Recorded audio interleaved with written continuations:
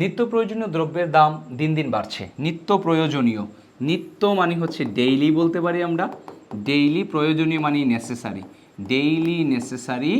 আর দ্রব্য মানে হচ্ছে আমরা বলতে পারি কমোডিটি বলতে পারি, কমোডিটি, প্লুরাল ফর্মে ডিটিস বলতে পারি।